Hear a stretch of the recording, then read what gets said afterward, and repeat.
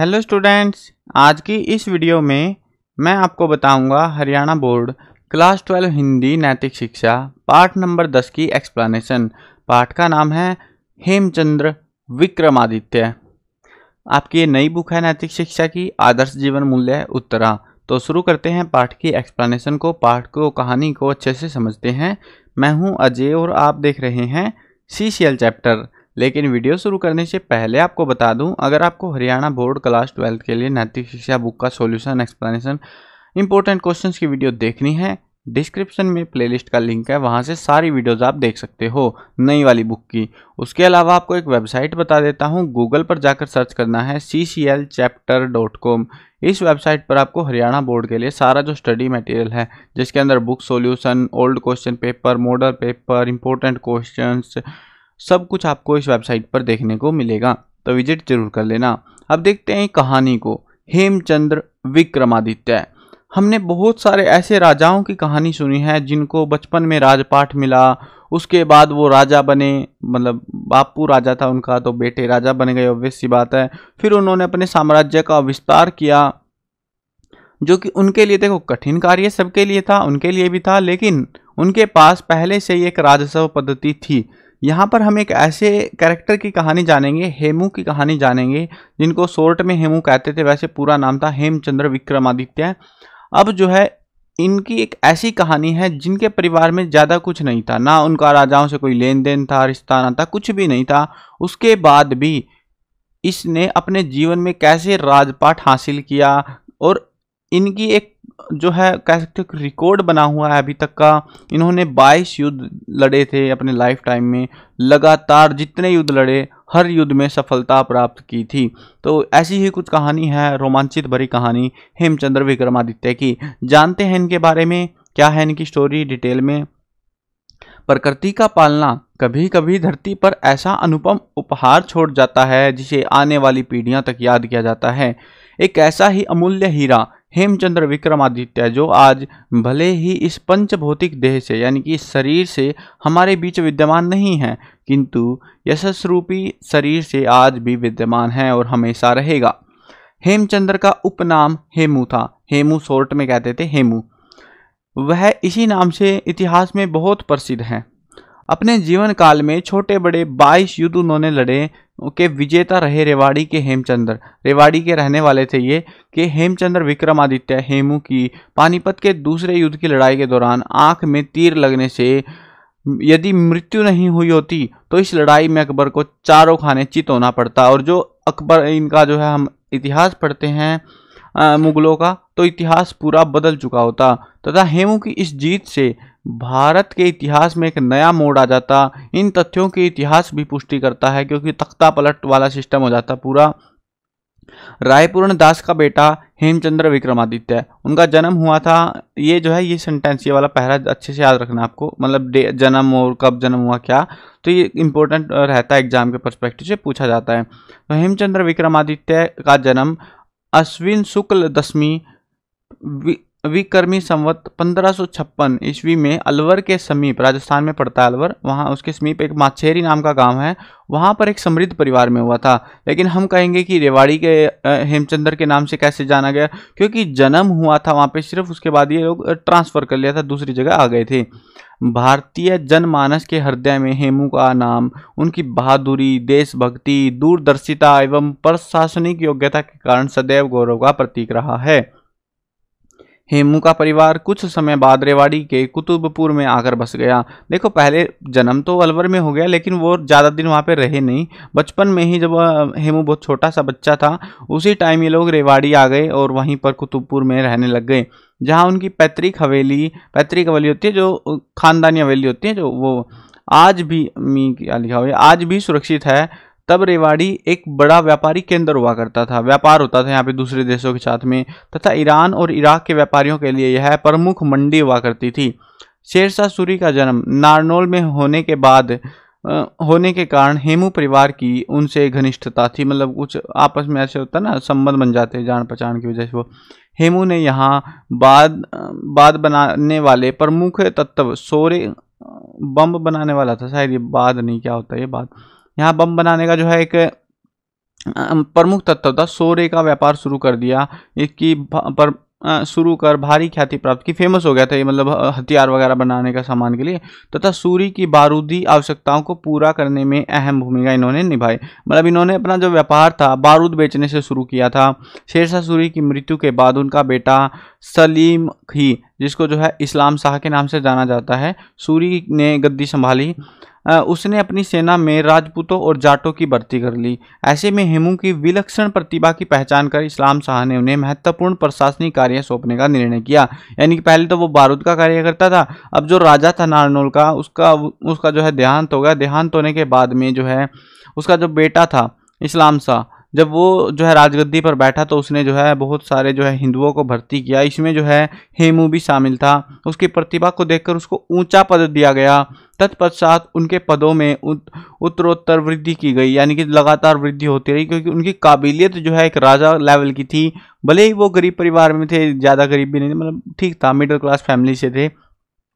हेमू ने अपनी कार्यशैली व प्रतिभा से इस्लाम शाह को इतना प्रभावित किया कि अनेक अफगान सरदारों की अनिच्छा के बावजूद इस्लाम शाह ने हेमू को 6000 सवारों की मुख्तियारी दी। यानी कि 6000 सैनिक जो है, घुड़सवार सैनिक टाइप के जो होते हैं, मतलब इतनी बड़ी फौज सिर्फ उसको दे दी हेमू को कि अगर लड़ाई होती है तो तुम इस फौज की मदद से जो है युद्ध करना और मुझे सुरक्षित रखना। और अमीर का खिताब भी दिया, मतलब उसको ऐसे होता टाइटल देते थे, तो अमीर का खिताब दिया इसको।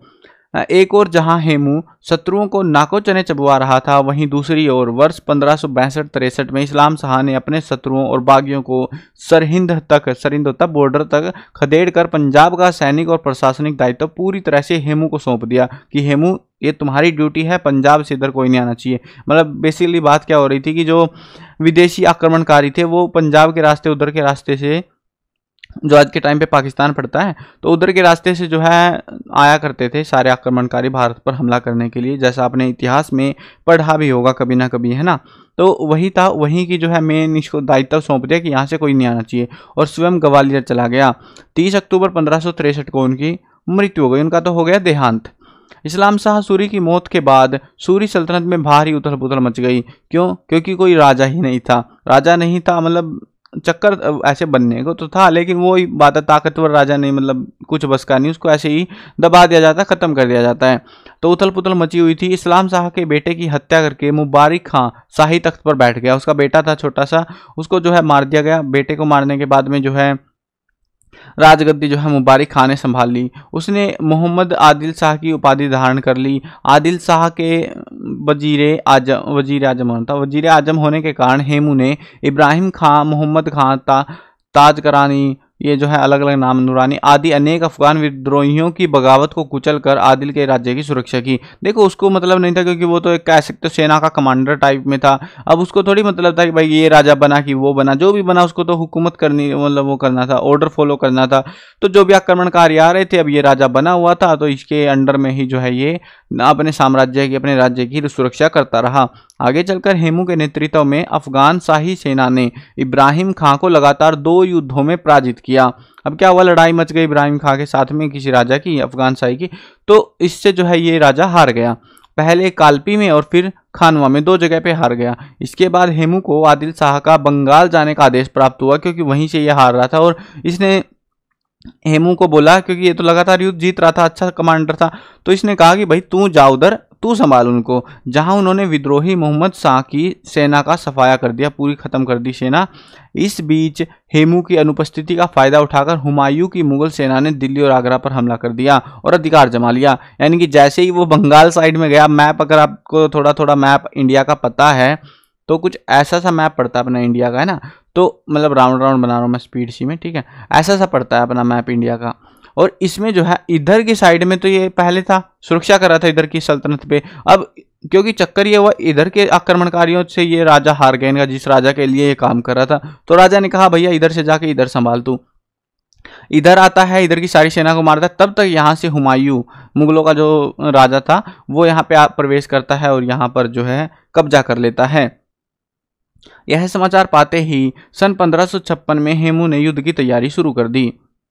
क्योंकि ऑब्वियस सी बात है, अब अपने राज्य पर कब्जा दूसरों का, बाहरी आक्रमणकारियों का कब्जा होते कोई कैसे देखेगा। और अकबर की सेना को आगरा में करारी शिकस्त दी। आगरा में लड़ाई हुई और वहां पे अकबर जो है सेना के साथ होते हुए भी हार गया। इसके बाद हेमू ने दिल्ली की ओर कूच किया। आदिल शाह के लिए हेमू द्वारा मुगल सेना से लड़ा गया यह उनका 22वां युद्ध था। तो 22वां युद्ध उन्होंने लड़ा और हर युद्ध में उन्होंने सफलता प्राप्त कर ली थी। हेमू ने तुगलकाबाद में अपना डेरा जमाया, जहां मुगल सेना के साथ उसके नेतृत्व में उन्होंने के साथ, यहाँ पे कुछ एरर है शायद, तो वहां पे जो है उन्होंने युद्ध किया। हेमू बड़े साहस और वीरता के साथ लड़ा और विरोधियों के छक्के छुड़ा दिए। मतलब एक होता है ना, जब किस्मत फूटी होती है, जब किस्मत नहीं चाहती कुछ होना, तो जीत नहीं सकता कोई भी। वही कुछ ऐसा इनके साथ भी हुआ था, नहीं तो जीते जताए बैठे थे ये युद्ध को, विरोधियों को हरा दिया वहां पे। इस युद्ध में हेमू की जीत हुई और उनकी लोकप्रियता दूर दूर तक फैल गई, हर जगह हेमू हेमू होने लग गया। आखिरकार आदिल शाह ने हेमू को दिल्ली का राज सिंहासन सौंप दिया। आदिल शाह ने कहा, भाई साहब तू संभाल, राजपाट तेरे बस का है, हमारे बस का नहीं है, हमको तो जीन दो बस, है ना। तो इसको राजा बना दिया दिल्ली का। उन्हें विक्रमादित्य की उपाधि से नवाजा और इसीलिए आज हम उनको नाम किस नाम से जानते हैं, हेमचंद्र उनका नाम था। और विक्रमादित्य की उपाधि इसने दी थी, आदिल शाह ने उनको दी थी। हेमू ने सम्राट हेमचंद्र विक्रमादित्य के रूप में भारतीय राजनीति में नया सूत्रपात किया, नया ही जो है गेम चलने वाला था। अब 5 नवंबर 1556 को हेमू को जब ये समाचार मिला कि मुगल सेना का अग्रिम दस्ता होता है पहला जो दस्ता जो सबसे आगे चलता है, तो वो जो है पानीपत के मैदान में पहुंच गया है। अब दिल्ली और पानीपत में ज़्यादा दूरी है नहीं, लगभग 80 किलोमीटर के आसपास पड़ता है, ज़्यादा नहीं था। तो हेमू ने भी अपनी पूरी सेना के साथ पानीपत के मैदान में वहीं पहुंच गया, आजा बेटे वहीं देखता हूँ तेरे को। और उसने इस दस्ते को 3 ओर से घेर कर जबरदस्त हमला कर दिया। अब दस्ते की उम्मीद लगा रहे हो आपकी दस्ता बच पाएगा, नहीं बचने वाला। हेमू अपने हवाई नामक हाथी पर खड़ा होकर शत्रु को ललकारता हुआ अपने सैनिकों का मनोबल ऊंचा कर रहा था। यानी कि हाथी का नाम बता रहे हैं यहाँ पे, ध्यान रखें थोड़ा, हवाई नाम का इनका हाथी था, उस पर खड़े होकर ऐसे सैनिकों हमला करो, जीतने वाले हैं, ऐसे लगा हुआ था पूरा जोश से। हेमू की सेना ने मुगल सेना को की अपने पराक्रम और शौर्य से ऐसी हालत कर दी कि वे मैदान छोड़कर भागने की तैयारी करने लगे। यानी कि वो जो सेना आ रही थी ना, अग्रिम दस्ता था, उसको भाई उसकी बैंड बज ली और वो तो भागने की तैयारी। सैनिकों को ये हो गया, भाग लो बस, जैसे भी जान बचा के, ये तो गया युद्ध हो लिया, युद्ध हम मरने वाले सब के सब। वस्तुतः नियति को कुछ और ही मंजूर था। हाँ, लग रहा होगा आपको भी कि युद्ध तो जीत लिए हैं, अब क्या ही होना था, लेकिन किस्मत क्या ही कहे, और जीती हुई बाजी हार में बदल गई। क्योंकि इसी बीच हेमू की बाईं आंख में एक तीर आकर लग गया। अब हाथी पर खड़ा राजा, अगर वो आपने ये देखा होगा ना, राजा मर गया तो सेना का कुछ वो महत्व नहीं रहता, सेना भाग जाती है, वैसा ही कुछ इनके साथ हुआ। हेमू की आंख में तीर लग गया। तीर लगने से उसने जो है युद्ध की दशा और दिशा सब कुछ बदल दिया, माहौल बदल दिया। जो मुगल सेना डर के भाग रही थी, अपनी जान बचाने को भागने लग गई थी, वो सेना को पता लगा कि राजा ही मर गया। यह तीर उनके सिर के आर पार हो गया और समझ लो फिर क्या होना था। उसके बाद भी हेमू अपनी सेना को प्रोत्साहित करता रहा। तुम्हें लग रहा होगा कि मर गया वहीं से गिरेगा, सीधा तो नहीं गिरा, लेकिन वो तीर ने सिर को फाड़ते हुए आर पार निकल गया, तो समझ लो बचने के चांस नहीं थे। किंतु इस तीर ने विजय को पराजय में बदल दिया, क्योंकि उनको लग लिया था राजा नहीं रहने वाला, तो वो थोड़ा जोश में आ गए। थोड़ी देर में बाद में हेमू को अचेत अवस्था में मुगल सेना ने बंदी बना लिया। मतलब वो मरे नहीं थे, लेकिन वो बेहोश हो गए थे, क्योंकि दिमाग में जब तीर जाएगा तो काम नहीं करेगा वो। और बैरम खान ने हेमू का सिर धड़ से अलग कर दिया, उसकी गर्दन काट के जो है अलग कर दी गई। हेमचंद्र विक्रमादित्य को बेशक इतिहास के पन्नों पर वह सम्मानजनक स्थान नहीं मिला जिसका उसे हक था। और शायद देखो आपको लग रहा होगा कि भाई ये क्या ही किस्मत थी, अगर वो तीर नहीं लगा होता ना, वो युद्ध जीतते। आपको एक आइडिया देता हूं, और उसके बाद जो मुगलों का आक्रमण था वो निष्फल होता, दूसरा युद्ध हार जाते मुगल। और उसके बाद भारत में मुगलों का जो आगे आने वाला जो भी इतिहास था, जो चीजें बताते हैं इसने ये बनवाया वो करा, ये कुछ नहीं होने वाला था, सब कुछ हेमू के अंडर में ही चलने वाला था। इसके बावजूद उनकी वीरता का लोहा अनेक सूरवीरों ने स्वीकार किया कि हाँ सच में वो बहादुर था। हेमू ने अपने साहस, शौर्य और पराक्रम से न केवल भारत भूमि को अपितु पूरी मानव जाति को गौरवान्वित किया है, और चंदन है इस देश की माटी उक्ति को भी चरितार्थ किया है। यानी कि इस माटी में ही बहादुर लोग जन्म लेते हैं, ऐसा इन्होंने साबित किया था। तो ये था इनकी जोश भरी कहानी। और ऐसे जो योद्धा थे वो बहुत कम थे। इतिहास के अंदर भी आप अगर कहानियां पढ़ते हो, इतिहास में भी बहुत ही कम योद्धा ऐसे थे, बहुत ही कम राजा ऐसे थे जिन्होंने इस तरीके से अपनी वीरता का जो है प्रमाण दिया था। तो उनमें से ही एक थे Hemchandra Vikramaditya. I hope chapter clear हो गया आपको। इनकी सिर्फ जीवनी है, शॉर्ट समरी इन्होंने बता रखी है इस चैप्टर के अंदर कि कैसे हेमचंद्र जो है रेवाड़ी के एक छोटे से मध्य परिवार से कैसे वो बारूद बनाने का बिजनेस किया, फिर सेना के कमांडर बने, उसके बाद में जो है राजा के लिए बड़े जो है हाई लेवल के कमांड बने और उसके बाद में खुद एक राजा बन जाते हैं। तो इतनी लंबी सफलता जिसको कोई उम्मीद और कल्पना नहीं कर सकता, वो राजा तक का सफ़र इस कहानी में यहाँ पे दर्शाया गया हमको। और पूरी कहानी से आपको काफ़ी कुछ सीखने को मिला होगा कि जीवन में कभी भी अपने आप को कमज़ोर नहीं समझना चाहिए। ठीक है, तो आप भी बहुत कुछ बन सकते हो, बात है आपके विश्वास की, आपके मानने की।